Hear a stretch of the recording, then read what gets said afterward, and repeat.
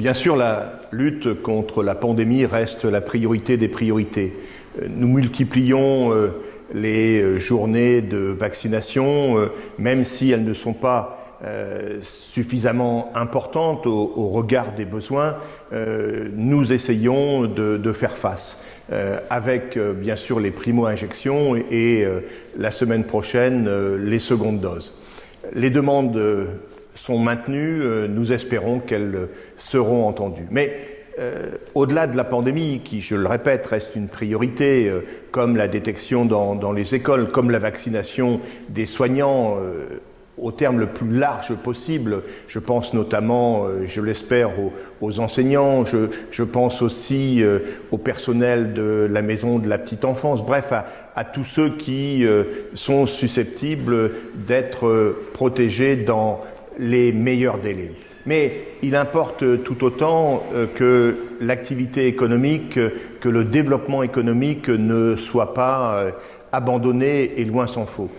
J'étais cette semaine au sein de l'entreprise Orial, reçu par son directeur général Stéphane Martin. Pourquoi Orial? Parce que cette société fut créée à Hirson en 2008.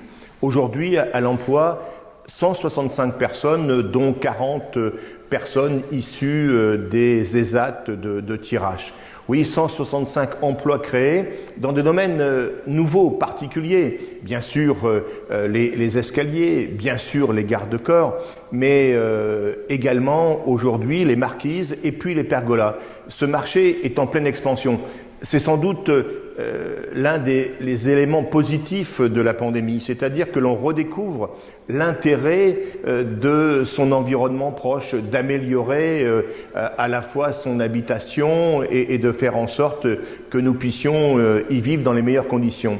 Les grands groupes, qu'il s'agisse de Leroy Merlin, qu'il s'agisse de Castorama et bien d'autres, ont inscrit dans leur catalogue les pergolas. Et aujourd'hui, l'entreprise Orial est devenue l'un des spécialistes nationaux de ces pergolas, avec sur l'année 2021 2400 unités fabriquées et vendues. Pourquoi cela? Parce que depuis 2008, Orial n'a cessé de s'agrandir dans des locaux loués par la communauté de communes. D'abord dans l'ancienne usine Frampin de 7000 m², et puis la direction de l'entreprise a construit 2 nouvelles unités portant le total à 14 000 m². Et aujourd'hui est étudié un permis de construire pour justement agrandir encore l'entreprise de 2200 m². Oui, ce travail prouve que l'immobilier d'entreprise est également un élément fondamental du développement économique et donc de l'emploi.